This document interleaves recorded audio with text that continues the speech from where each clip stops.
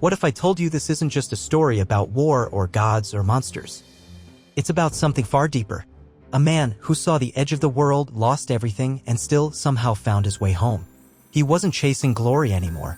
He was chasing peace, chasing stillness, chasing the quiet sound of his wife's voice, the laughter of his child, the soil of his homeland beneath his feet.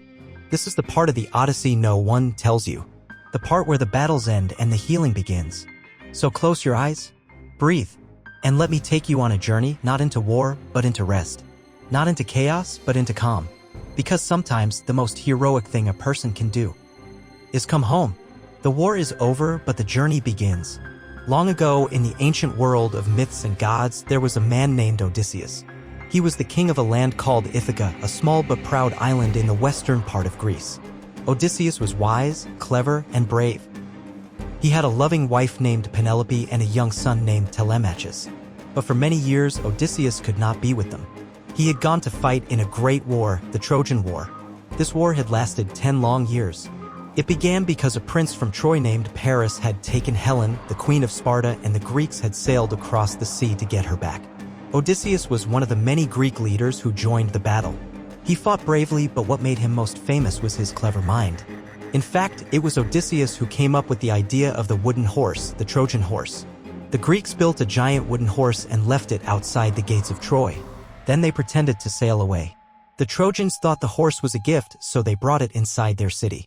But hidden inside the horse were Greek soldiers. That night, the soldiers climbed out, opened the gates, and let the Greek army in. Troy was finally defeated. After the war, the other Greek heroes returned home, but Odysseus' journey was only just beginning. The gods had other plans for him. His return would not be quick or easy.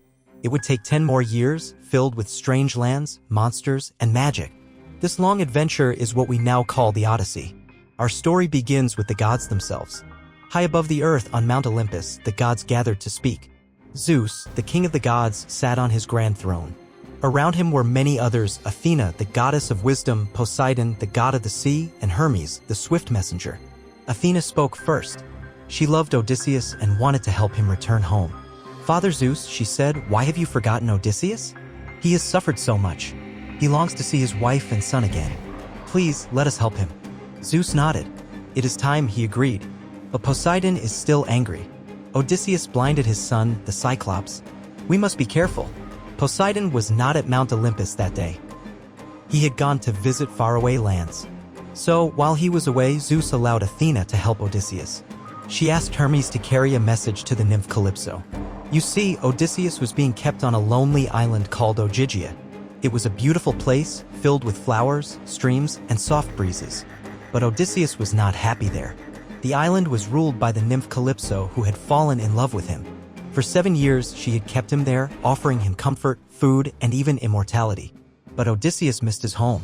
Each day, he sat by the shore, staring at the sea, his heart full of sorrow. When Hermes arrived, he brought Zeus's command: Calypso must let Odysseus go. Calypso was sad, but she obeyed. She gave Odysseus the tools to build a raft. She provided food and water, and then, with a heavy heart, she watched him sail away into the open sea. But the journey was not smooth. Poseidon returned and saw Odysseus on the raft. Angry that the man who had blinded his son was escaping, Poseidon raised a terrible storm. The sky turned dark, the waves rose high, and the winds howled. Odysseus struggled to stay afloat. His raft broke apart and he was thrown into the sea. Just when things seemed hopeless, a sea goddess named Ino took pity on him. She gave him a magical scarf that would keep him safe. With its help, Odysseus swam for 2 days through the crashing waves. At last, he reached the shore of a new land, barely alive, cold, and exhausted. This land was called Scyria. It was home to the Phaeacians, a peaceful and kind people who loved music, games, and stories. Odysseus crawled under some bushes and fell asleep, hidden and alone. While Odysseus rested, the gods were still at work.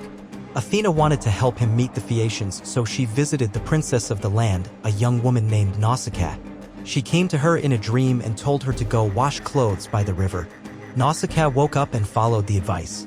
She and her maids went to the riverbank, laughing and playing as they cleaned the laundry. Their voices woke Odysseus. He stepped out from the bushes, dirty and bruised.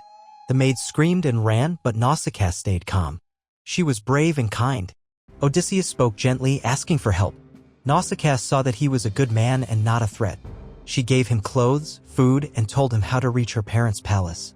But to protect her reputation, she asked him not to walk with her into the city. "Follow later," she said. "Come to the palace and speak kindly to my mother. If she likes you, the king will help." Odysseus did as she said. When he arrived at the palace, he marveled at its beauty. The walls shone like gold and the halls echoed with music. He knelt before Queen Arete and King Alcinous, humbly asking for help. The royal couple welcomed him warmly. They offered him food, a bath, and a place to rest. But they did not yet know who he was. To them, he was just a stranger from the sea. That night, a great feast was held in his honor. There was music, dancing, and storytelling. The next day, the Phaeacians held games to entertain their guest. They threw discus, raced, and wrestled. Odysseus watched quietly, but when someone mocked him, he stood up and showed his strength. With grace and power, he won the games and earned their respect. Later, a blind bard named Demodocus sang of the Trojan War. As the music filled the air, Odysseus began to weep. The memories were too painful. The king noticed and gently asked, "Who are you, stranger? What is your name? Where are you from? Tell us your story." And so Odysseus began to speak. He would tell them everything: his name, his journey, his pain. The great tale of the Odyssey was about to unfold. Odysseus looked around the grand hall of the Phaeacians, the firelight flickering against polished stone, the scent of roasted meats and sweet wine in the air. The music faded into silence and all eyes turned to him. He took a deep breath and began his story. "I am Odysseus, son of Laertes, king of Ithaca. Many know of my cunning and my trials. I have wandered far and faced many dangers since leaving Troy. Now at last I may tell my tale." The room fell even quieter. Not even the clinking of goblets or the shuffle of sandals broke the stillness. The people of Scyria leaned forward, eager to hear the story of the man who had been lost for so long. "My journey home began with high hopes," Odysseus said. "My ships were filled with weary men, but their hearts were light. We had won the war. We believed the gods would guide us home. But the winds had other plans." The first stop was the land of the Cyclops, where Odysseus and his men raided the city of Ismarus. They took supplies, cattle, and gold, but they lingered too long. Reinforcements came and a fierce battle followed. Many of Odysseus' men were killed, and those who survived sailed away, heavy with regret. Then came a strange and dreamy place, the land of the lotus eaters. The people there offered his men a sweet, honeyed fruit, the lotus. Those who ate it forgot everything: their home, their journey, their purpose. They wanted only to stay and eat more. Odysseus had to drag them back to the ships and tie them down to keep them from wandering off forever. But worse was yet to come. They reached a misty, rocky island where goats wandered freely on the hills. Nearby was another island, dark and eerie, the home of the Cyclops, giant one-eyed creatures with no laws or councils, each one living in his own cave. Odysseus, curious and bold, chose 12 of his best men and went to explore. They found a large cave filled with cheese, milk, and lambs. They waited there, thinking to meet the owner and receive a gift, as was custom among travelers. But the cave's master was not kind. He was Polyphemus, a giant Cyclops and the son of Poseidon. When Polyphemus returned, he sealed the cave with a huge stone and discovered the strangers. He asked nothing. He simply grabbed 2 men, crushed them, and ate them. Odysseus and his men were trapped. Each day, the monster ate more of them. But Odysseus, always clever, made a plan. He told Polyphemus his name was Nobody. Then he offered him strong wine. The Cyclops drank deeply and soon fell into a drunken sleep. While he snored, Odysseus and his men took a sharp wooden stake, heated it in the fire, and drove it into Polyphemus' single eye. The giant awoke with a scream, blind and furious. His roars echoed across the island, but when other Cyclopes came and asked who was hurting him, he shouted, "Nobody is hurting me." So they left, confused. In the morning, Odysseus and his men escaped by clinging to the undersides of Polyphemus' sheep. When the blind Cyclops let the animals out to graze, he didn't notice the men beneath them. As they sailed away, Odysseus made one mistake. Prideful, he shouted back to the shore, revealing his real name. Polyphemus, enraged and bleeding, called upon his father Poseidon to curse Odysseus. "Let him never reach his home," he cried, "or if he must, let him come late, alone, in pain, and to trouble." And so the sea god heard and began to answer. Their journey continued, and next they came to the island of Aeolus, the keeper of the winds. Aeolus welcomed Odysseus kindly and gave him a special gift, a leather bag that held all the stormy winds. With this bag tied shut, only the gentle west wind blew, pushing them safely toward Ithaca. For 9 days they sailed and Ithaca came into view. But while Odysseus rested, his curious men thought the bag was filled with treasure. Hoping to claim it for themselves, they opened it and all the trapped winds roared out at once, creating a mighty storm that blew them far from home. Odysseus woke to the sound of thunder and the crash of waves. His ship was pushed back to Aeolus Island. But this time, the wind god turned them away. "The gods clearly hate you," Aeolus said. "I dare not help again." Weary and desperate, the crew sailed on. They reached the land of the Laestrygonians, giants even more fearsome than the Cyclopes. These beings were not just large, but cruel. As soon as they arrived, the king of the land grabbed one of Odysseus' men and devoured him. The rest of the giants attacked, throwing boulders at the ships and sinking them. Only Odysseus' ship escaped. Heartbroken, with only one crew left, Odysseus continued until they reached a quiet island. This was Aiaia, the home of the witch goddess Circe. Odysseus sent some men to explore.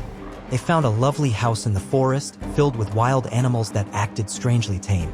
Circe welcomed them, fed them a magical feast, and turned them into pigs. One man escaped and ran back to tell Odysseus. With sword in hand, he rushed to the house. But as he approached, the god Hermes appeared. He gave Odysseus a special herb called moly to protect him from Circe's spells. Odysseus entered, and when Circe tried to enchant him, nothing happened.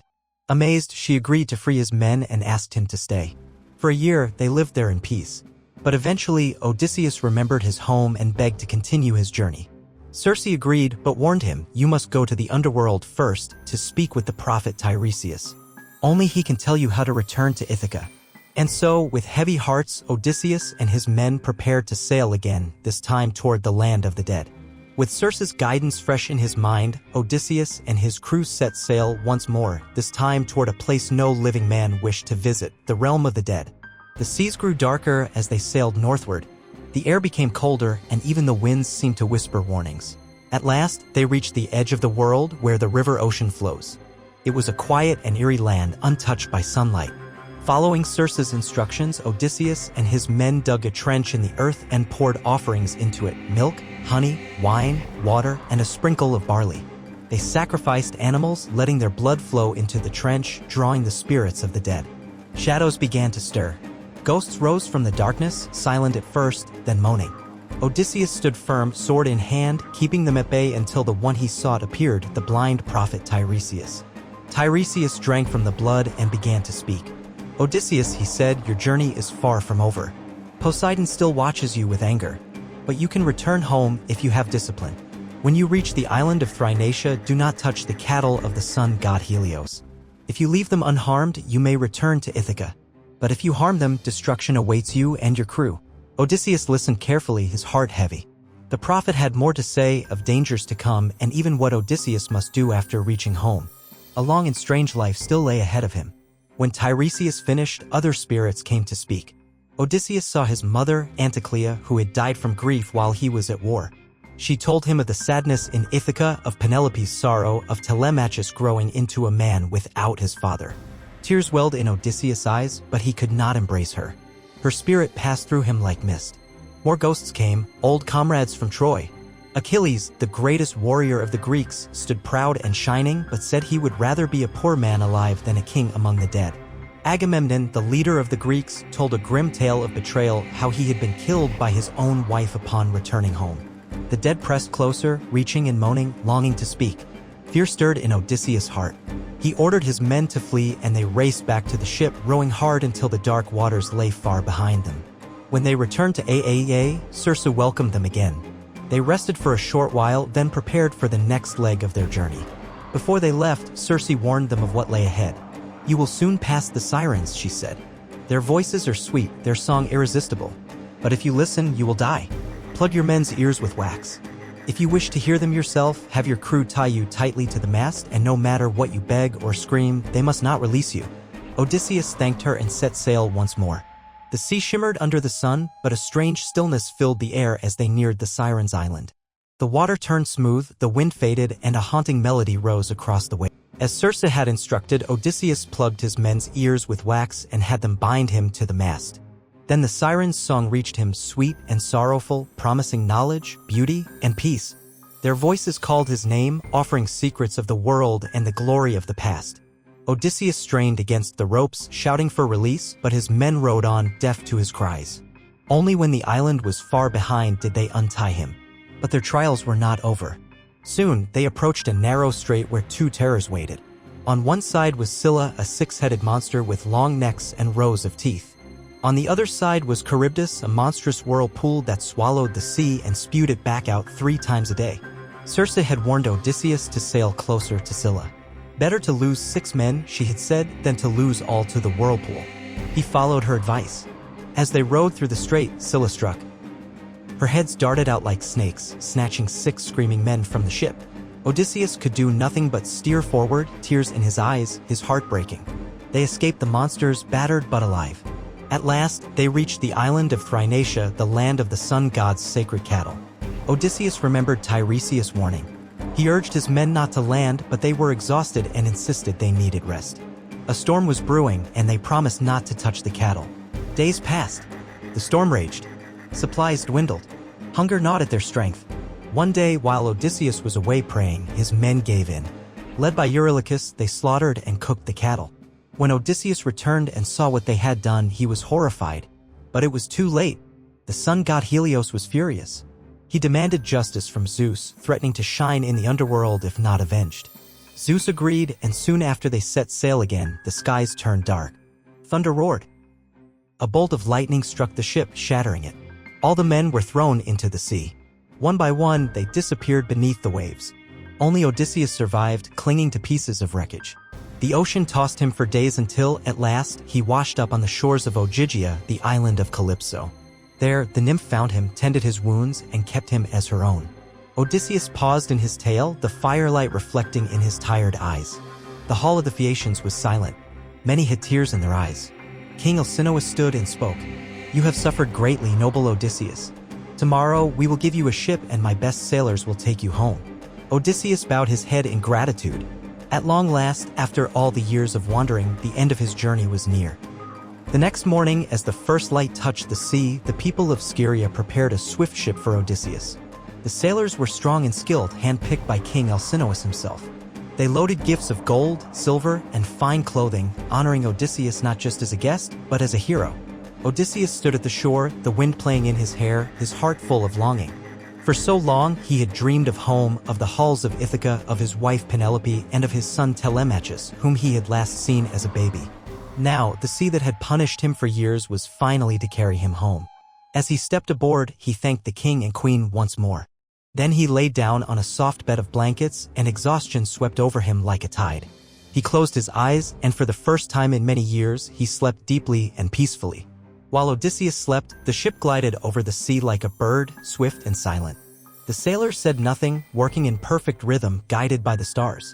By dawn, they reached the shores of Ithaca. They gently carried Odysseus, still asleep, onto the sand.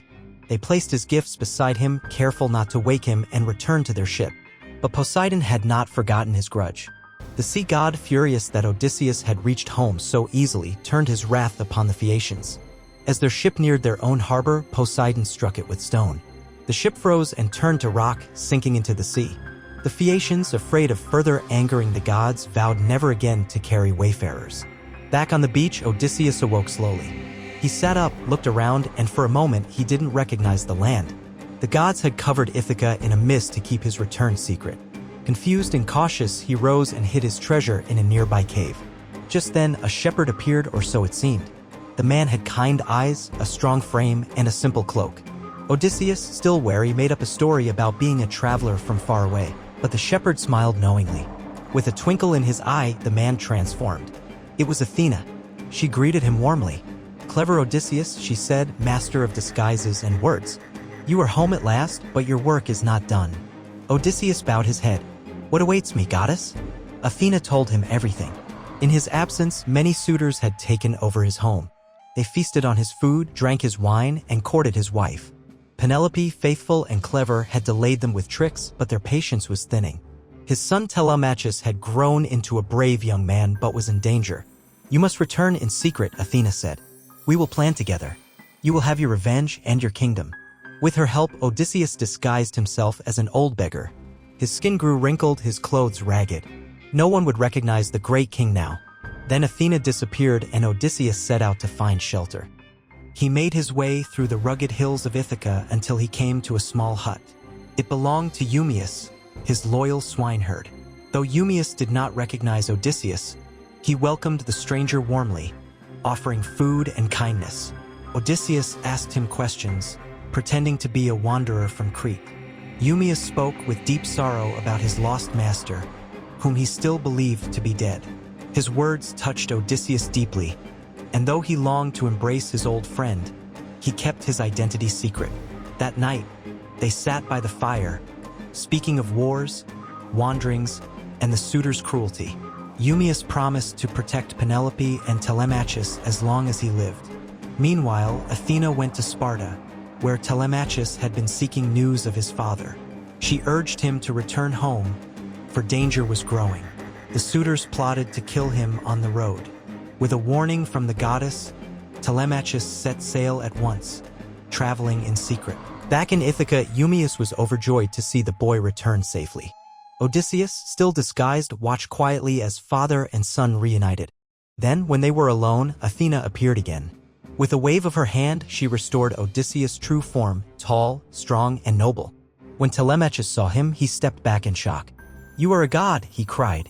"No," Odysseus said, his voice trembling. "I am your father." They stood in silence for a moment, then embraced. Tears ran down their faces, tears of joy, sorrow, and relief. Together, they began to plan. They would return to the palace in secret. Odysseus would stay in disguise. Telemachus would hide the weapons in the great hall. Then, when the time was right, they would strike. In the days that followed, Odysseus went to the palace, still dressed as a beggar. The suitors mocked him. They laughed at his rags, pushed him aside, and threw scraps at his feet. One bold suitor, Antinous, struck him with a stool. Penelope, hearing of the stranger, called for him. She had heard he claimed to have news of her husband. Odysseus, speaking carefully, told her that Odysseus was alive and would return soon. He watched her closely, his heart aching. She had aged with sorrow, but her beauty and grace remained. Penelope listened with polite disbelief. She had heard too many lies, but something in the beggar's eyes made her pause. That night, she wept for her husband as she always did, alone in her chamber. The next day, another old friend recognized Odysseus, not with words, but with a wag of the tail. It was Argos, his old hunting dog, long neglected, lying in filth. The dog lifted his head when he heard his master's voice. Odysseus, holding back tears, could not greet him, but Argos had waited long enough. He closed his eyes and passed away, his mission complete. Odysseus clenched his fists. The time was drawing near. Soon he would reclaim his home. Though his heart burned with rage, Odysseus kept calm. In his beggar's rags, he moved quietly through the palace, watching the suitors, learning their habits. They lounged like kings, wasting his wealth, and spoke openly of marrying Penelope, each one hoping to take his throne. But Penelope had a plan. To delay them, she had promised to choose a husband once she finished weaving a great burial shroud for Odysseus' father. Every day she worked at it, but each night she secretly unraveled it, starting again at dawn.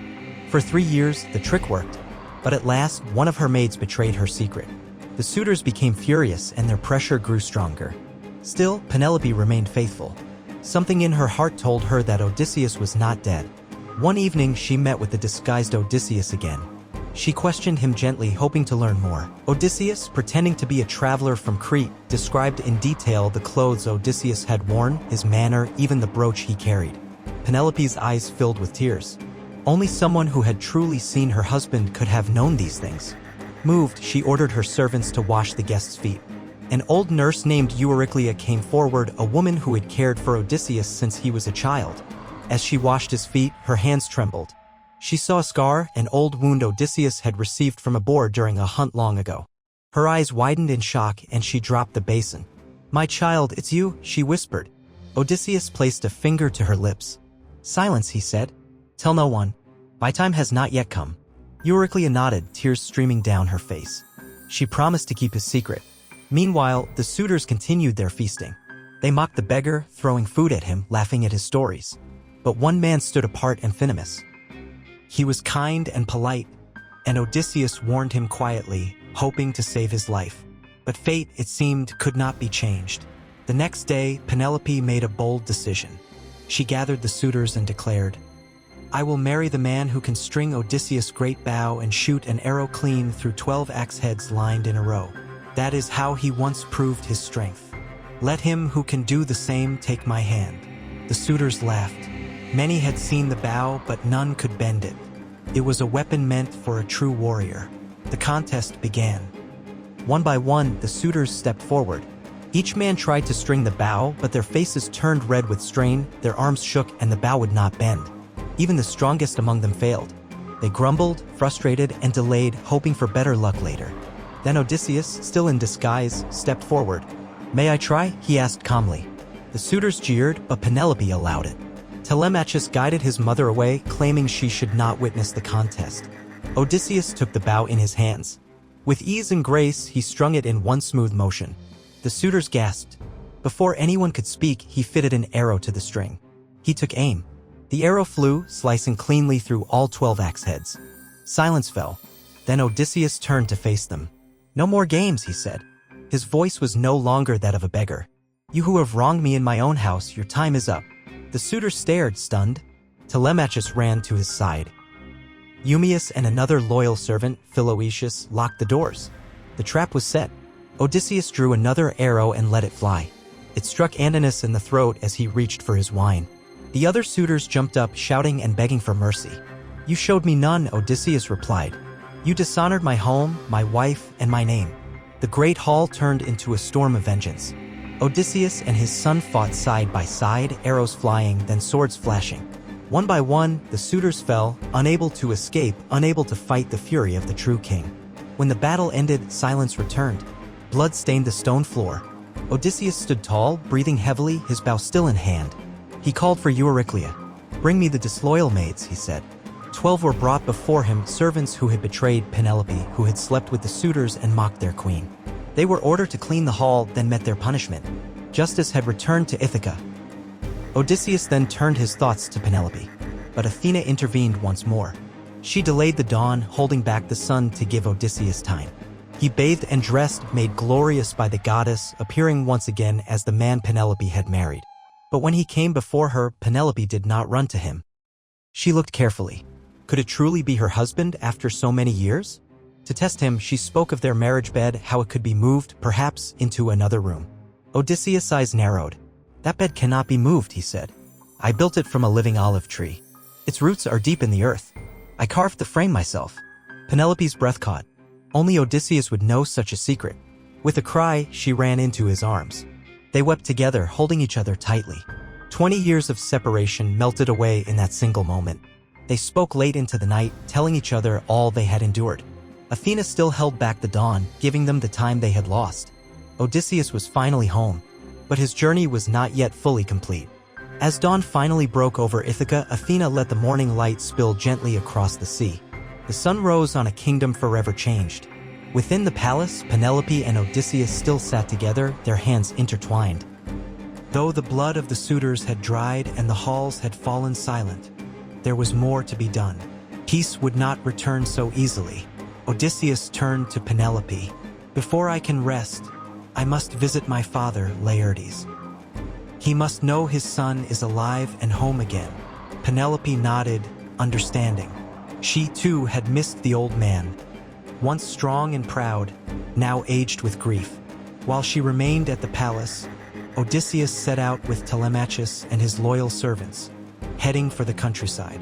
They made their way through olive groves and stone paths, familiar and unchanged after all these years. Birds sang in the morning trees, and the wind carried the scent of wild herbs and fresh earth. Odysseus, dressed once more as a traveler, approached the farm where his father lived in humble solitude. There he saw Laertes bent over in the garden, digging in the soil with trembling hands. His clothes were worn, his beard white, his body frail. Time had not been kind to him. Odysseus paused for a moment, watching silently. Then, testing his father, he approached with a story. "Old man," he said, "I once knew a man named Odysseus. We fought together in Troy. He spoke often of Ithaca and a noble father he longed to see." Laertes looked up. His eyes were dim, but something stirred within them. "You speak of my son," he said slowly, his voice breaking. "But he is gone, dead many years. I have nothing left but memories." Moved by the sorrow in his father's voice, Odysseus could hold back no longer. He stepped forward and embraced the old man. "Father, it is me, your son. I have returned." Laertes trembled, not daring to believe it. But Odysseus showed him the scar from the boar hunt and recounted childhood stories no one else could know. Finally, Laertes cried out in joy, clinging to his son like a tree battered by wind clings to the earth. Athena watched from above and smiled. She touched Laertes, filling his body with renewed strength. His shoulders straightened, his hands steadied. The old king stood proud once more, restored in spirit, if not in years. But word of the suitors' deaths had already begun to spread. Throughout Ithaca, families mourned their lost sons, brothers, and husbands. The fathers of the slain gathered in anger. Led by Eupeithes, the father of Antinous, they marched toward the palace, seeking revenge. They cried out that Odysseus was a murderer and must pay for what he had done. The winds of war threatened to rise again. Odysseus, Telemachus, and Laertes prepared for battle once more. They armed themselves with shields and spears, ready to defend their home. Though Odysseus was weary of bloodshed, he would not allow his kingdom to be torn apart.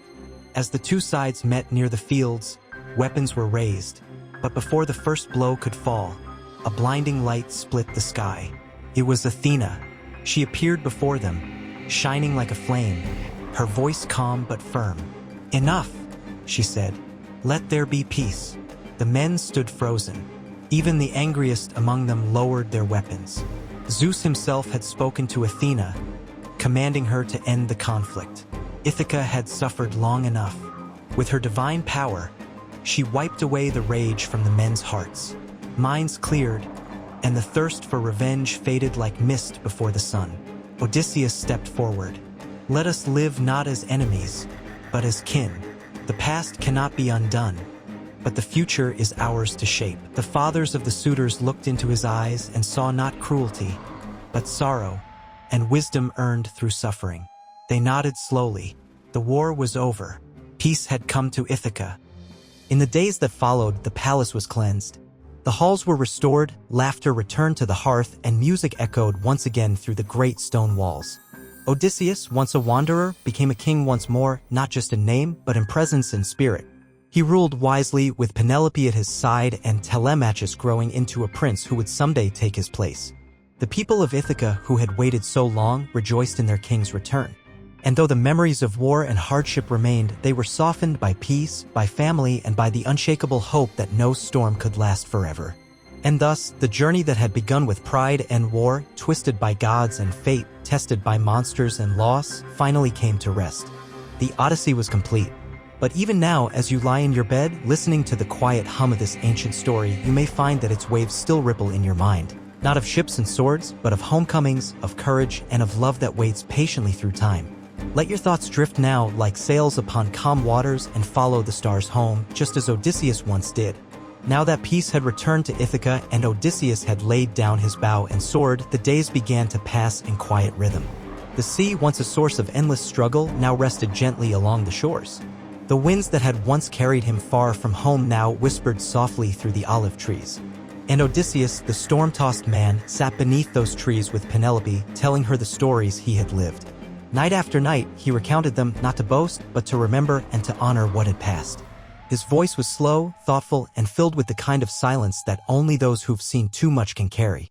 He spoke of Calypso and the endless days on her island, of the cave where time stood still, of the hunger he'd felt, not just for food, but for home, for his name, and for the arms of the woman who waited for him.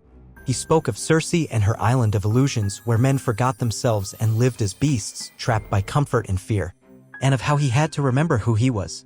He spoke of the dead, those he'd met in the underworld. He told of his mother's shadowy figure, fading before his eyes, and of Achilles, who warned that even glory had its cost. He spoke of Scylla and Charybdis, of impossible choices, and of learning to lose without letting the loss swallow you whole.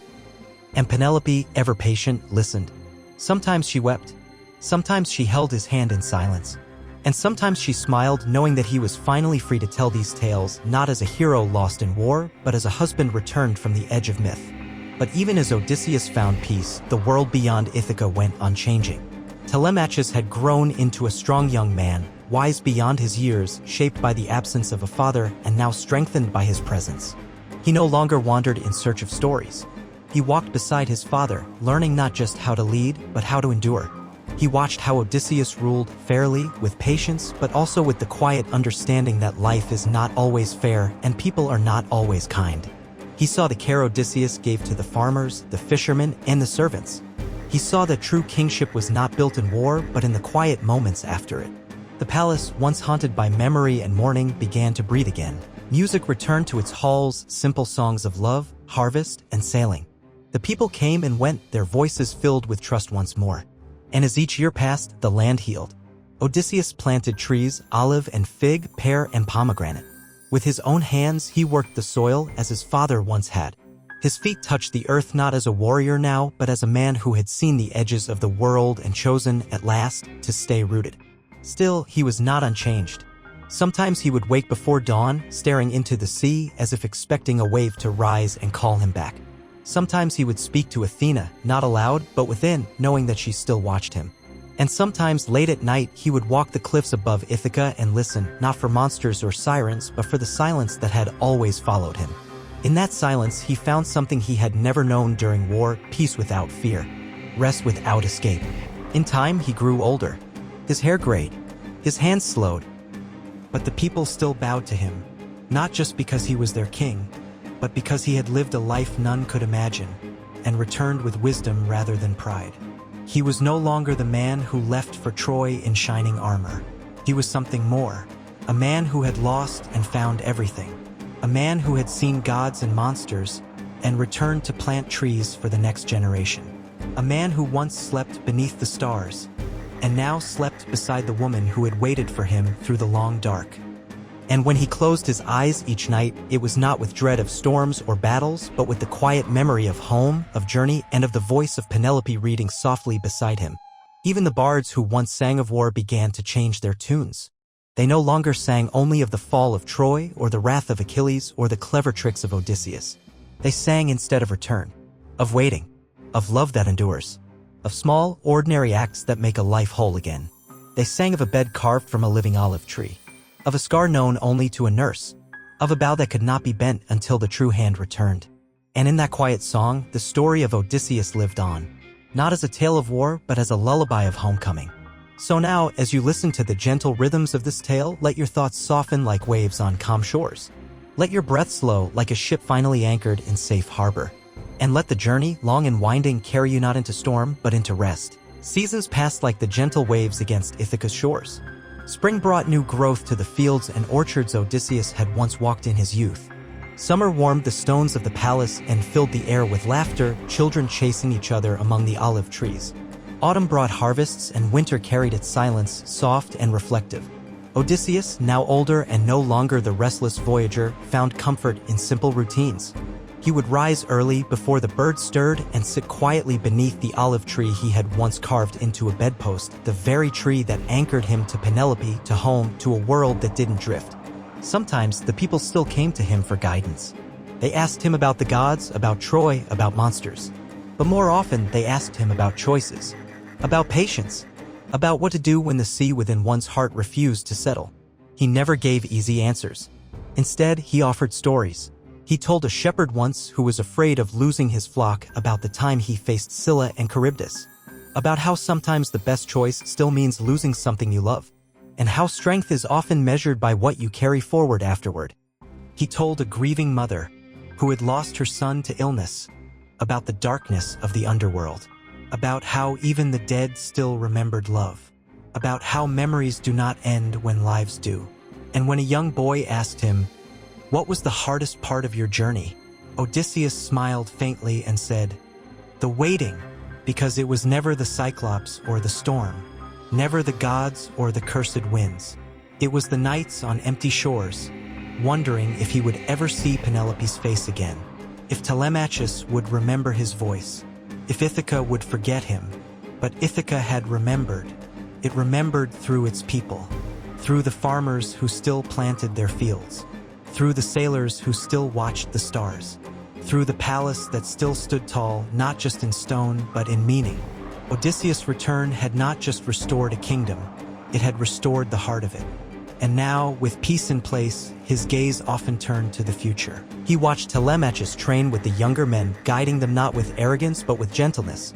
He saw in his son a balance he himself had never fully achieved, strong but soft-spoken, bold but thoughtful. Telemachus would one day rule not because of his blood but because of his spirit. Odysseus began to understand what it meant to let go, not with sorrow but with trust. Trust that Ithaca would continue. Trust that Penelope, still graceful and wise, would carry on her own quiet legacy. And trust that the gods, watching from their high thrones, were perhaps not always cruel, but simply distant, their ways unknowable. He had once raged against them, but now he saw their hand in everything, in the flight of birds, in the changing winds, in the way a seed becomes a tree. He no longer asked why, but simply breathed in the world as it was. Some nights, when the stars were bright, he would sit on the cliffs alone. The sea below stretched out endlessly, shimmering like silver. He would remember the faces of his crew, the men who had not made it home. He whispered their names, one by one, letting them float into the wind like small offerings. And sometimes he would speak aloud, not to a person, but to the sea itself. "You took much from me," he would say, "but you also gave me back myself." For the sea had been his trial and his teacher. It had stripped him bare, torn away his pride, his title, his command, and then built him again, piece by piece, until what remained was something real. Not a warrior, not a hero, just Odysseus. A man who had once traveled through legend and now found meaning in quiet days and the way his wife smiled over morning bread. There was no grand war to lead now, no epic to fight through, only the story he had already lived and the peace of knowing it was enough. Sometimes bards would come to the palace, hoping to sing for him. They played songs of Troy, of wooden horses and fiery gates, of cunning tricks and goddess wrath. But Odysseus would raise a hand and say gently, "Sing of Ithaca, sing of home," because that in the end was the true story. Not the battles, not the glories, but the return, the waiting woman and the growing boy. The island that held its breath for 20 years and then exhaled when he stepped ashore. The simple truth that even the greatest journeys are only half finished until someone is there to welcome you back. And so Odysseus, now gray-haired and quieter, became something even rarer than a hero. He became content. As you lie back and listen to this quiet part of the tale, imagine the warm wind of Ithaca brushing against your skin. Imagine the glow of the hearth in the palace and the sound of waves beyond the cliffs. Imagine the stillness of a life no longer rushing forward, but simply being. Let it settle into your thoughts. Let the story drift like a leaf on calm waters. And know that sometimes the greatest adventure is learning how to rest. Time, like the tide, continued to move. Odysseus, once the clever hero of Greece, no longer walked with the urgency of a man on a quest. His steps were slower now, measured not by battle or survival, but by the rhythm of everyday life. The palace no longer echoed with fear or tension. Instead, it filled with the quiet sounds of family. Footsteps in the halls, laughter in the gardens, music at sunset. Ithaca had healed, and in that healing, Odysseus finally found stillness. He often spent his afternoons beneath the same olive tree he and Penelope had planted together in their youth. Its roots were thick now, tangled deep into the earth, and its shade wide enough for both of them to sit beneath. They spoke less these days, not because they lacked words, but because they no longer needed them. After all they had endured, together and apart, silence between them felt like a kind of sacred language. Penelope would rest her hand on his, and he would squeeze it gently. In that simple act was all the longing, all the loss, and all the love of 20 years wrapped into one quiet moment. Odysseus had seen so many lands, Troy, Phaeacia, Aeaea, Ogygia, and none had ever truly been home. Only this place, with its familiar hills and its people, gave him peace. Only here did he feel like himself, not a myth, not a tale told around fires, but a man who had lived and returned. And now he spent more time listening than speaking. He listened to the farmers as they talked of crops and seasons, to the children as they played by the sea, to Telemachus who sought not only advice but understanding as he slowly stepped into the role his father once held. Odysseus never forced his son to become like him. He understood that Telemachus had his own journey, one not carved in blood or shaped by gods, but by quiet strength and wise choices. Ithaca will not need a warrior, Odysseus once told him, watching the horizon as twilight fell. It will need a man who knows how to stay.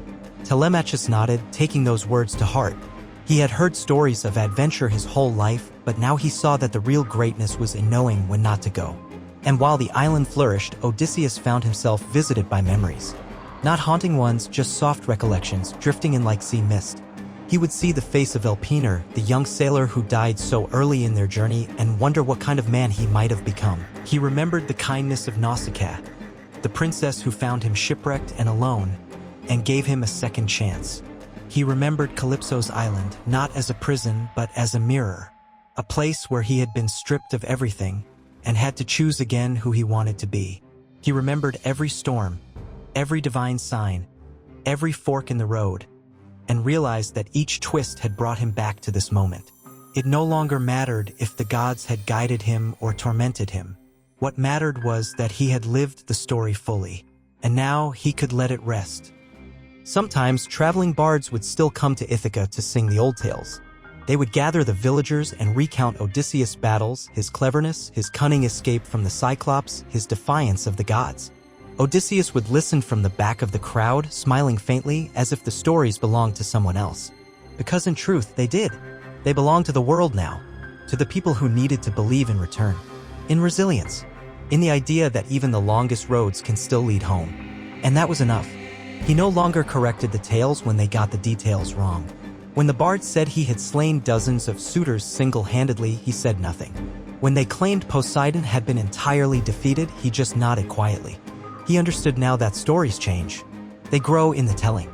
And somewhere within those changing shapes was a kernel of truth, glowing softly like a flame at the heart of a lamp. One night, as Penelope rested beside him and the moonlight stretched long across their floor, Odysseus sat awake, staring at the stars. He traced the constellations, the same ones he had used to guide his ship through strange waters. They hadn't changed, though he had.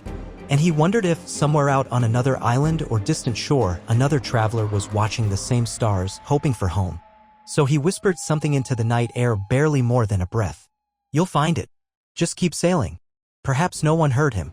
Or perhaps, somewhere in another time, that whisper found its way into a dream, into a thought, into the heart of someone who needed it. And maybe that too was part of the journey. Not just the walking or sailing or surviving, but leaving something behind. A memory. A lesson. A whisper in the dark that says, keep going. Home is real. And as you drift now, with this tale wrapping around you like a soft blanket, let the echoes of that whisper move gently through your thoughts. Let the sea grow calm. Let the stars hold steady. Let the winds carry you not to distant battles, but to quiet shores where love waits patiently. Sleep, like Ithaca, is not a place you rush toward. It's a place that welcomes you when you are ready. The years continued to pass, soft and unhurried. Ithaca bloomed in its own quiet way. No great wars disturbed its shores. No tempests battered its cliffs. The island became a place where time flowed gently, like a stream winding through olive groves, whispering through golden grasses, never in a rush. Odysseus, older now, found himself drawn to the rhythms of the land more than the stories of the sea. His eyes, once scanning the horizon for sails or storms, now settled on the everyday miracles around him.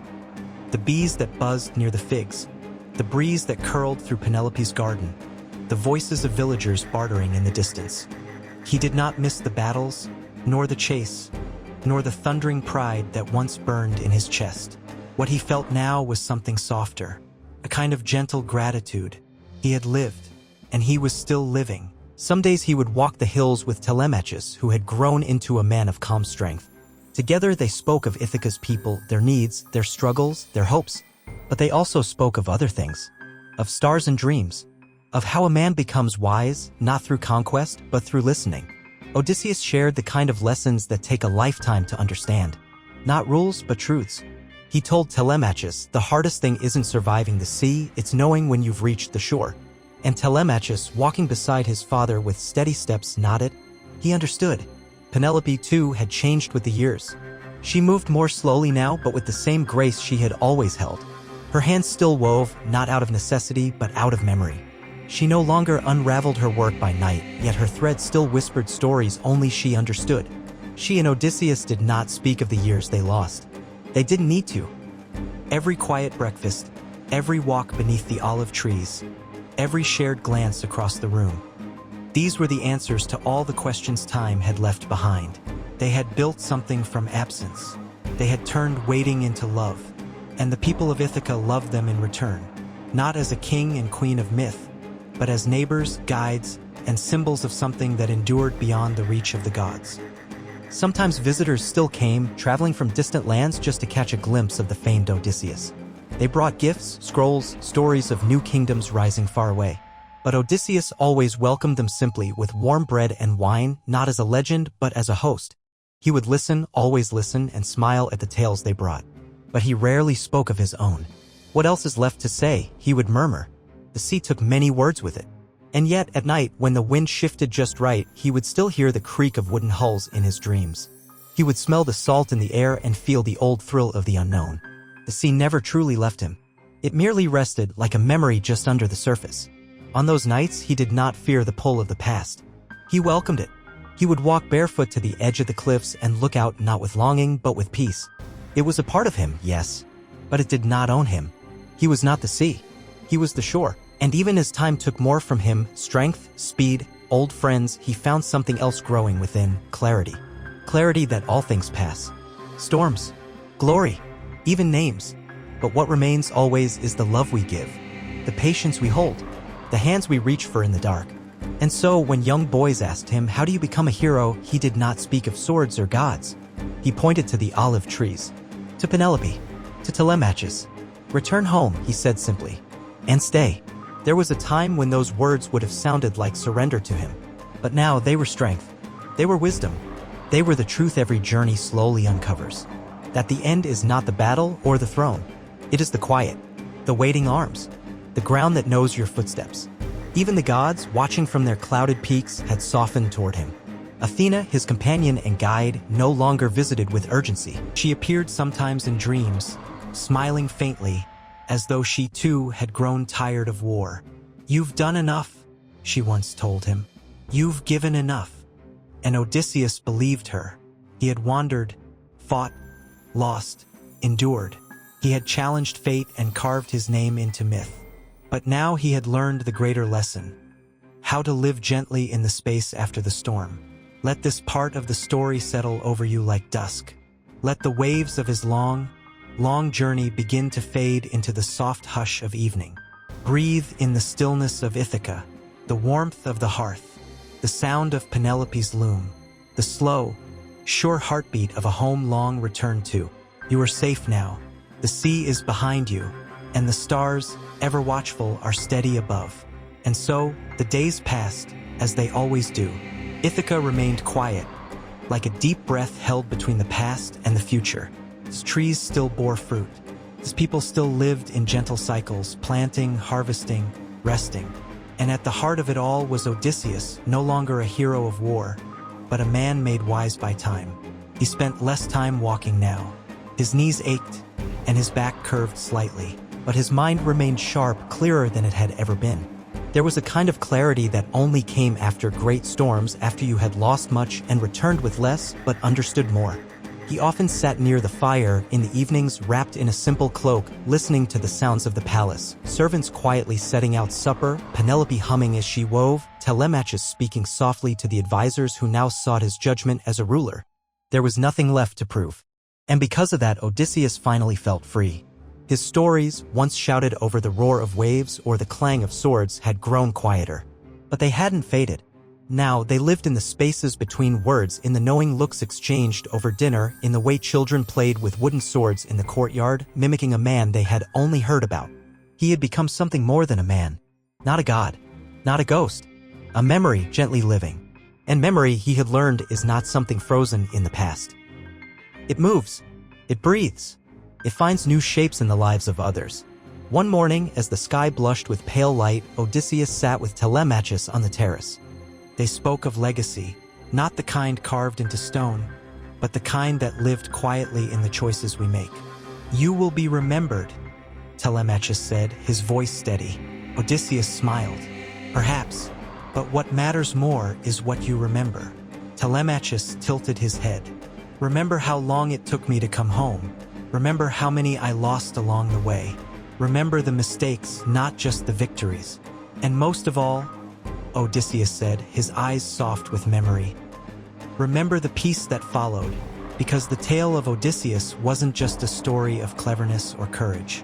It was a story of becoming, of changing, of learning when to fight and when to surrender to the quiet. Later that day, children gathered around him as they sometimes did. They begged for tales of monsters and gods and far-off lands. He told them of Circe, the witch who turned men into animals. But he told it gently, turning fear into wonder. He spoke of the sirens, whose songs could pull sailors from their course. But he didn't make them villains, just voices of longing that reminded him of what he missed most. He described the Cyclops, but not only as a brute. He spoke of the loneliness of a creature living in silence, far from others, misunderstood. Because even the monsters Odysseus had learned had stories of their own. And maybe, just maybe, understanding their stories was what made a man truly wise. As he spoke, the children listened not just to the words but to the spaces between them. The pauses, the sighs, the way he looked toward the horizon even when he didn't mean to. They didn't just hear the adventures. They felt the weight of them. And in that feeling, something passed from one generation to the next, not facts, not history, but a kind of sacred knowing. That life is long. That journeys are hard. That sometimes being brave means staying. And sometimes the greatest stories are not about the battles won, but about the hearts held together after the storm. Odysseus, in these quiet days, no longer asked the gods for anything. Not favor, not glory, not even forgiveness. He simply gave thanks. Thanks for the sunlight, for the warmth of his wife's hand, for the sound of the sea still whispering on the rocks, for the boy who had become a man, for the kingdom that had once waited and still waited day after day, as steady and true as the tides. He understood now what Ithaca really was. Not a place on a map, not just an island. It was the dream he carried all those years at sea. The image that kept him alive. The memory that kept him sane. And to hold it in his hands now, to live inside it, it was a gift. A quiet, miraculous gift. As night fell once again and the stars blinked gently awake, Odysseus sat with Penelope beneath the olive tree. The same tree that had anchored their marriage. The same tree that had stood as a symbol of loyalty and patience. They said nothing, because sometimes love speaks loudest in silence. And as the wind moved through the branches, Odysseus closed his eyes, breathed in the salt air, and let the weight of all his years settle softly in his chest, not heavy like a burden, but warm, like a final chapter written with peace. Let that feeling wrap around you now. Let the waves of memory rock you gently. Let your own long journey slow, quiet, and come to stillness. You are safe. You are home. And everything you've carried can rest now. The days grew shorter. The sun, though still warm, dipped lower in the sky, casting longer shadows across the hills of Ithaca. The seasons, once something Odysseus had only passed through on the deck of a ship, now touched him more gently, more intimately. He noticed how the breeze changed with autumn, how the leaves of the fig trees curled inward, golden at the edges, how Penelope's loom grew quieter in the evenings, the pattern already complete. Life was not ending, it was simply settling. And in that settling, Odysseus found something he had never truly known before: contentment. He no longer dreamed of distant lands, no longer felt the restless pull of faraway stars. His adventures, once fiery and full of thunder, now lived within him like old songs, familiar but softened by time. And yet, the island still whispered. Each morning, he rose with the sun, stepped out into the chill, and looked toward the sea. The waves, ever faithful, rolled in and out like breath. He did not watch them with longing anymore. He watched them with thanks, because they had carried him through. Not just across waters, but through years, choices, mistakes, and grace. He had gone out as a warrior and returned as something else. Something gentler. Something truer. He was no longer trying to be remembered. He was trying to understand. What did it all mean? Not the battles. Not the monsters. Not even the journey itself. But the pauses. The waiting. The places between here and there. He thought often of the island of the Phaeacians, the strange, beautiful land where he had washed ashore, broken and alone, where strangers had taken him in, fed him, clothed him, and asked for nothing in return. It was a turning point in his journey, not because of anything he did, but because of what was done for him. He realized now that survival hadn't been about strength or cleverness alone. It had been about kindness, a kindness he had been given again and again, from Nausicaa, who found him and did not fear him. From Circe, who let him stay long after the spell was broken. From Penelope, who waited in silence, refusing to give her heart to another. From Telemachus, who believed in a father he barely remembered. Even from Athena, who guided and guarded when all seemed lost. He thought of all the people who had helped him, even briefly, and how those moments had kept him going when he could have given in to despair. And now he tried to give that same gift to others. To those who came seeking advice. To the old farmer who had lost his wife. To the young girl who had just begun to weave her first tapestry. To the fisherman who feared the storms that came with winter. He did not offer wisdom like a king. He simply listened, nodded, and said, "You'll find your way," because that was what he had learned in the end. That everyone is on their own Odyssey. Not of war, perhaps, not of sea or monsters, but of growing, changing, choosing every day. He no longer feared the future. He no longer questioned the past. And that calmness began to ripple outward, touching everyone around him. Ithaca became quieter, more thoughtful. The people laughed, sang, celebrated, but also listened more. Sat with silence more. Took time to notice the way the moon rose or how the olive trees bent in the wind. It was as if the island itself had learned to breathe. And so had Odysseus. One night, as winter approached, he sat with Penelope near the fire. She held her weaving in her lap but did not work. He stared into the flames, watching the shadows flicker like memories. "Do you ever think about the beginning?" she asked softly. He smiled, not turning his head. "All the time. What do you remember most?" He was quiet for a while. "The sound of the sea. The silence between storms. And your voice telling me to come home." She rested her head on his shoulder, and they sat like that for a long time. Outside, the stars moved slowly across the sky. Inside, the warmth of the hearth reached into every corner. There was no need to speak, no need to plan or wonder. They were here, and for the first time, truly, that was enough. Let yourself drift now. Let your thoughts move slowly like waves across a quiet bay. The journey has softened. The winds have calmed. The sails are folded. What's left is the stillness, the place where the story rests. And so can you. Winter came slowly, not with thunder or storm, but with a hush. The mornings grew pale and quiet. Frost kissed the edges of the stone steps leading to the palace. The olive trees stood still, their silver leaves barely rustling. Smoke curled upward from hearths across Ithaca, rising like soft prayers into the chilled sky. Odysseus moved through these days with care. His steps were slower now. He often walked with a cane, not from weakness, but from time.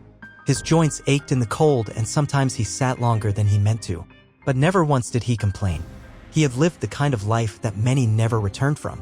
And now every quiet hour was a gift. He spent his mornings watching the island awaken. The fishermen untangling their nets. The bakers kneading dough. The goats calling softly on the hills. He knew all their names. Not just the people, but the animals, the trees, the turns in the path. The world had become smaller. But somehow it felt more full. In the afternoons, he would sit by the hearth with Telemachus, passing down stories, not in grand, sweeping speeches, but in fragments. A lesson here. A memory there. A thought shared gently, like placing stones in a path for someone else to follow. Telemachus listened, not as a son trying to learn, but as a man who had come to understand that his father's wisdom was no longer about cleverness, it was about stillness. "People think you were always brave," he said one day while the fire crackled between them. Odysseus smiled faintly. "I was afraid every day, but you never showed it." "Because I had to keep going," Odysseus replied. "That's what courage is, not the absence of fear, but walking forward with it." He let that thought hang in the air. Telemachus nodded, understanding. And in that moment, something invisible passed between them. Not just words, but weight. A kind of quiet inheritance.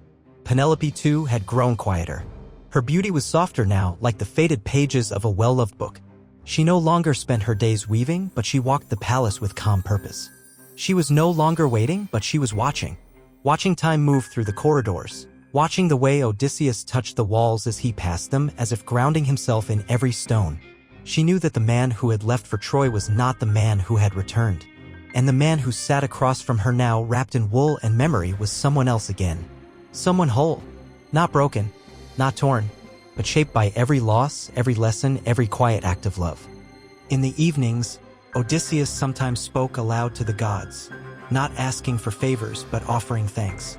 "Thank you for the long road," he whispered, "for the storms, for the voices that called me home, and for this silence."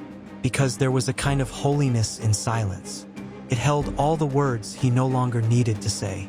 It held the echoes of the past and the promise of rest. One night, as the wind howled softly outside and the fire burned low, Odysseus walked out alone to the old olive tree, the tree he had carved their bed from, the tree that had never been moved. He placed his hand against its bark and closed his eyes. It was rough, solid, eternal. He remembered building that bed, how he had shaped it with care, how it had rooted itself into their marriage, their story. He whispered, "You're still here."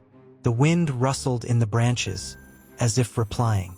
He stood there for a long time, breathing in the cold night air, letting it fill him completely. He didn't feel young. He didn't feel old. He simply felt present. And that was enough. When he returned to the warmth of the hearth, Penelope was waiting with a blanket. She said nothing, only tucked it around his shoulders and sat beside him. The fire cracked. The night deepened. The island slept. And Odysseus, the man of many ways, the wanderer, the king, the husband, the father, simply closed his eyes. Not to sleep, not yet, but to remember, to feel, to rest.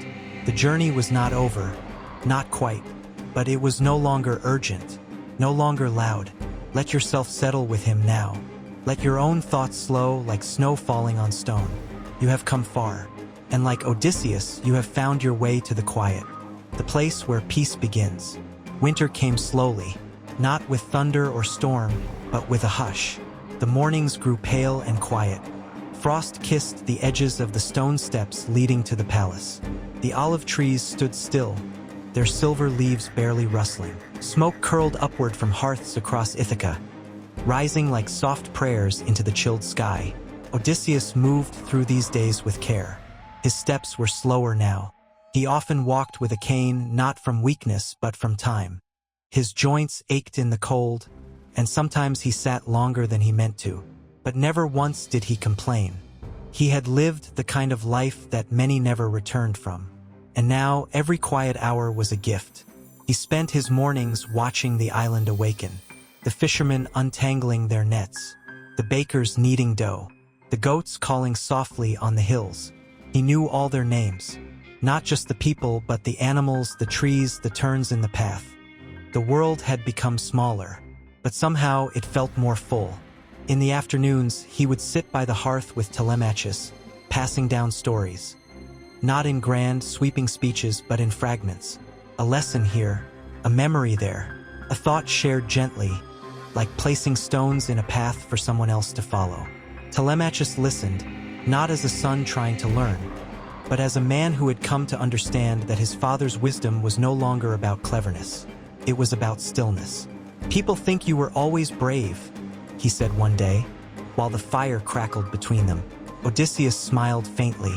"I was afraid every day, but you never showed it, because I had to keep going," Odysseus replied. "That's what courage is. Not the absence of fear, but walking forward with it." He let that thought hang in the air. Telemachus nodded, understanding. And in that moment, something invisible passed between them. Not just words, but weight. A kind of quiet inheritance. Penelope, too, had grown quieter. Her beauty was softer now, like the faded pages of a well-loved book. She no longer spent her days weaving, but she walked the palace with calm purpose.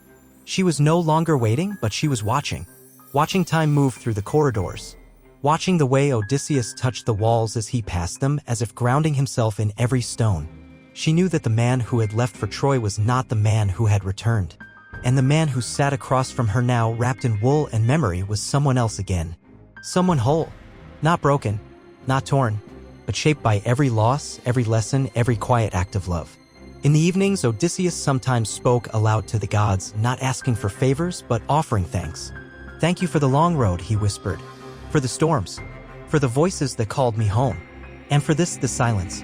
Because there was a kind of holiness in silence. It held all the words he no longer needed to say. It held the echoes of the past and the promise of rest." One night, as the wind howled softly outside and the fire burned low, Odysseus walked out alone to the old olive tree. The tree he had carved their bed from. The tree that had never been moved. He placed his hand against its bark and closed his eyes. It was rough, solid, eternal. He remembered building that bed. How he had shaped it with care. How it had rooted itself into their marriage, their story. He whispered, "You're still here." The wind rustled in the branches as if replying. He stood there for a long time, breathing in the cold night air, letting it fill him completely. He didn't feel young. He didn't feel old.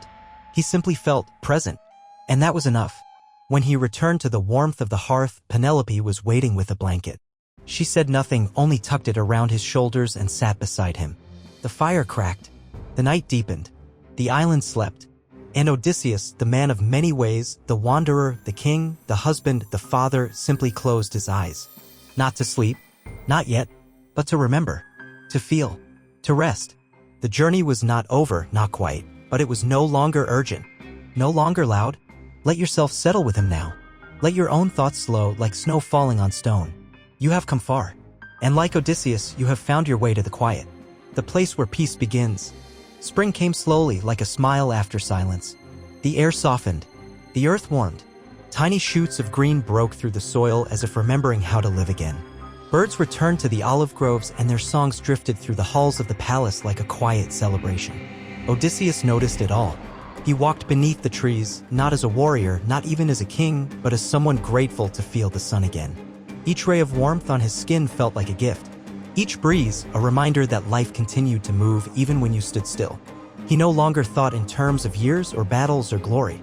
Now his thoughts were simpler. How long the light stayed in the sky. How the flowers bloomed near the well. How Penelope's laugh sounded when she thought no one could hear. These were the details that shaped his days now. Telemachus had grown into his role. The people of Ithaca came to him with questions and he answered with calm fairness.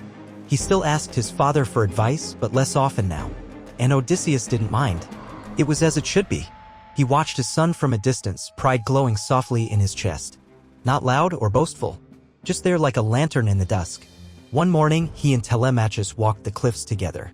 The sea stretched below them, endless and blue. For a while, neither of them spoke. They simply stood with the wind moving around them, the waves crashing far beneath. Then Odysseus said quietly, "You'll be a better king than I was." Telemachus turned, surprised. "Why do you say that?" "Because you've learned what took me a lifetime. That strength is not enough. That wisdom doesn't shout. And that home is not something you conquer. It's something you protect." Telemachus said nothing at first, but the wind carried his silence like agreement. Then he asked, "Do you miss the sea?" Odysseus smiled, eyes fixed on the horizon. "Sometimes, but not the way I used to. I no longer dream of it pulling me away. Now, I dream of it holding the island in its arms like a cradle." It was true. The sea that once called him forward now seemed to circle him in peace. Not a temptation, but a boundary. A reminder. A soft edge to a life once wild. Back at the palace, Penelope tended to her garden. She planted herbs and flowers and small fig trees. The soil clung to her fingers and her smile came more easily these days. She no longer felt the weight of waiting. She was no longer keeping time by absence.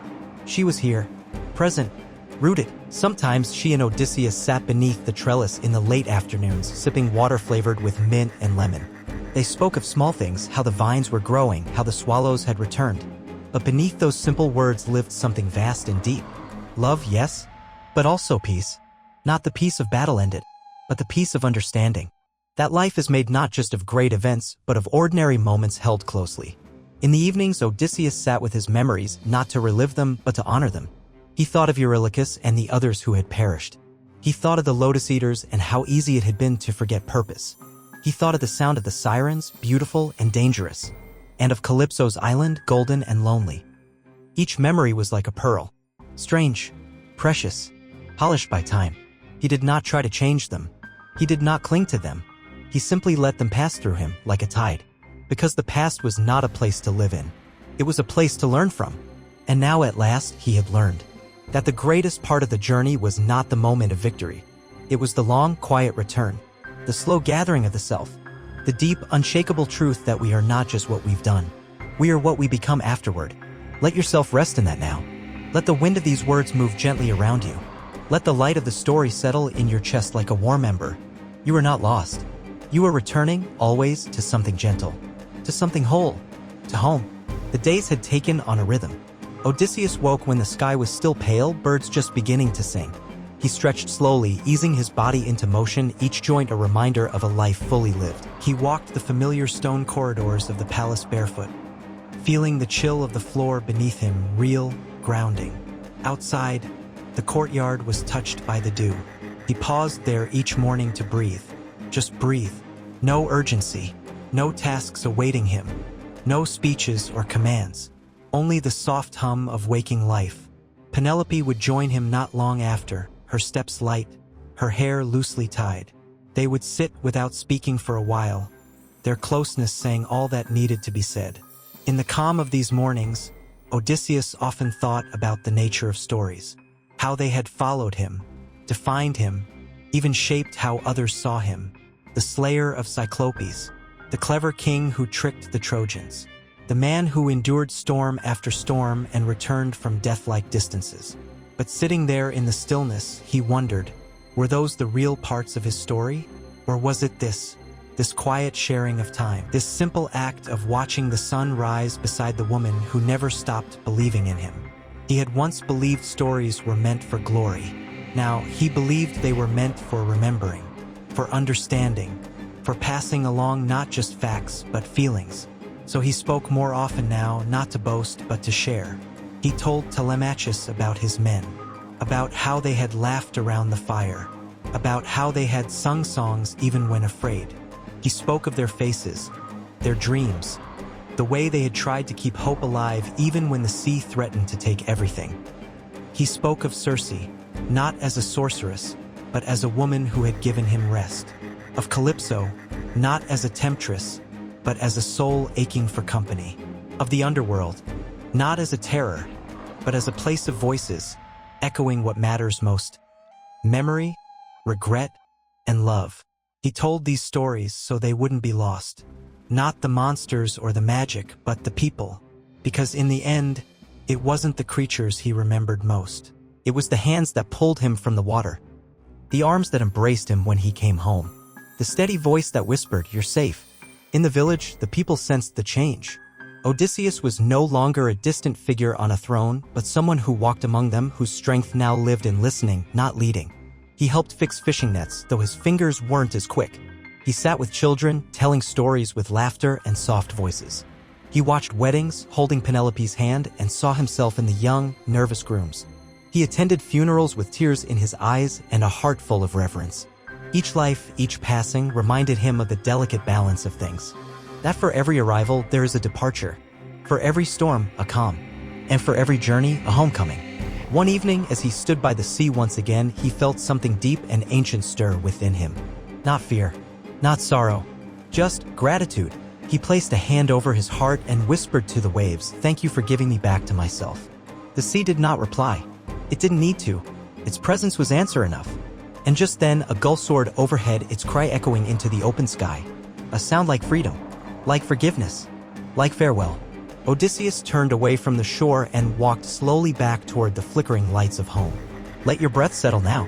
Let your thoughts drift like soft waves against the rocks. The story isn't finished yet, but there is no rush. Each moment is part of the return. Each pause is sacred. You are allowed to rest. You are allowed to remember. And you are allowed, like Odysseus, to simply be here. Still. Safe. Home. The seasons turned again. The days grew longer, golden with late sunlight. Grapes ripened on the vine. Bees hummed lazily through blooming lavender. Time moved forward, not in leaps or shouts, but in steady, whispering steps. Odysseus felt it in his bones. Not like pain, but presence. Each day was a quiet blessing, an invitation to notice things he had once rushed past. The way the wind curled through the fig trees, the way the light shimmered on Penelope's hair, the way his own breath rose and fell like the tide. Telemachus ruled now, though he still came to his father often, not just for counsel, but to share. They sat together beneath the same olive tree Odysseus had planted long ago. Telemachus told him about border disputes, trade routes, marriage alliances. Odysseus listened. Sometimes he offered wisdom. Other times he simply nodded, letting the weight of leadership rest fully in his son's hands. It was not hard to let go, because he trusted him. And because Odysseus knew the truest strength is not in holding on, but in passing forward. Penelope, too, had found a new rhythm. She walked the halls not with burden, but with grace. Her laughter had returned, not the cautious kind from their early reunion, but the full, bright sound of someone who no longer waited, who no longer feared. She had waited enough. Now she lived. In the evenings, they often sat together in silence, no longer needing stories, only each other's presence. Their love had become something deeper than passion or longing. It had become a home of its own. One night, as stars blinked softly above, Odysseus spoke. Do you ever wonder why the gods brought me home? Penelope looked at him for a long moment, then said, not to keep journeying. Not to chase glory. I think they wanted you to remember who you were when you're still. He smiled, slow and tired, but content. I think you're right. He no longer dreamed of Troy. He no longer woke with the roar of the sea in his ears. Now his dreams were softer, of Ithaca's hills, of the olive tree bed, of his son as a boy chasing goats in the orchard. His legacy would not be in the battles he had fought. It would be in the way he had come back, in the way he had stayed, in the stories he had whispered to children on warm summer nights. Because the people of Ithaca began to speak of him differently now. Not as the man who conquered Troy, but as the man who planted trees. The man who remembered names. The man who told tales not to impress, but to connect. There was a young boy in the village, curious and wide-eyed, who came often to the palace to sit at Odysseus's feet. He listened to every word, not for excitement, but for meaning. One day he asked, what was the hardest part of your journey? Odysseus smiled gently. The waiting. Waiting where? On islands. In caves. On rafts. But mostly waiting inside myself. Waiting to understand what I was really looking for. The boy tilted his head. And what were you looking for? Not a throne, Odysseus said. Not revenge. Not even safety. He paused, looking out the window where Penelope stood in the garden and Telemachus spoke to villagers near the gate. I was looking for this, he said. For the chance to sit here. To be heard. To be quiet. To have lived. The boy didn't fully understand. But he would someday. Because that's how stories work. They unfold gently, like petals, over time. Odysseus knew that the world would remember the myths, the monsters, the gods, the wars. But those weren't the parts he clung to. He clung to the olive leaves brushing against the sky. To Penelope's hand in his. To the way his grandson had just started walking, tottering forward into the world. He clung to the quiet. To peace. To the still, honest truth that after all the waves and winds and waiting, he had found himself not in greatness, but in gentleness. And you, like him, can rest in that now. Let your breath slow. Let your heartbeat settle. You are not adrift. You are not unfinished. Like Odysseus, you are simply returning to yourself. Gently, faithfully, forever home. The days grew quieter still. Odysseus no longer rose before dawn. Now he let the sun climb a little higher before he opened his eyes. His body moved slower. His thoughts came gently, like leaves drifting down a slow river. He spent more time in the orchard now. The trees he had once planted were tall and full, their branches heavy with fruit. Children ran between them laughing. His grandchildren, the children of Ithaca, all of them carrying the blood of his island in their feet. Sometimes he would sit beneath the same old olive tree, the one that had grown with him. Its bark was scarred and gnarled. Its roots ran deep into the earth. It had seen storms, sunshine, and everything in between. Much like him, he was no longer called hero or wanderer. Now, they simply called him grandfather, or the old king, or most lovingly, the one who came home, and he liked that best of all. One afternoon, as the light turned gold and soft, he sat with Penelope beneath the trellis. Vines hung heavy with grapes above them. The breeze was warm and smelled of thyme. She looked at him and said softly, "You look far away." He smiled and replied, "No, love, I'm exactly where I belong." They sat together in silence, fingers laced, as the world moved gently around them. No more waiting, no more wars, only this. Later that evening, Telemachus brought their grandson to sit with them. The child climbed onto Odysseus' lap and pointed up at the stars. "What are those?" he asked. Odysseus looked up, his voice low and steady. "Those are the stories the sky remembers." "Like yours?" the boy whispered. Odysseus nodded. "Yes, but yours too, and your father's. And one day, the stars will remember your stories as well." The child leaned against him, eyes growing heavy. And Odysseus, once a man who had faced giants and gods, now held something far more precious. The quiet weight of a child falling asleep in his arms. And in that moment, he understood something final, something sacred. That no journey is truly about where you go. It's about where you return to, who you become when the sea grows still, who waits for you when the sails come down, what you hold when everything else has passed. His life had been long, his path winding, but his ending was gentle. And in the last chapters of his story, Odysseus had become what he was always meant to be, not a legend, not a myth, but a man, still, whole, peace. And now, as your own eyes begin to close, let the waves of this story carry you too. Not into battle, not into storm, but toward calm shores. Toward your own quiet Ithaca, your own place of rest. Because you, like him, have made the journey. You've faced the noise of the world. And now you are allowed to rest. You've just drifted through the entire story of the Odyssey. A tale not just of monsters and gods, but of longing, love, and the simple, powerful act of returning home. Let these ancient waves cradle you as you sleep. Let the memory of Odysseus remind you, no matter how far you travel, no matter how long the road. You are never truly lost. You are always on your way back, to stillness, to safety, to yourself. Good night, dear traveler. Sleep well, and may you dream of gentle winds and golden shores.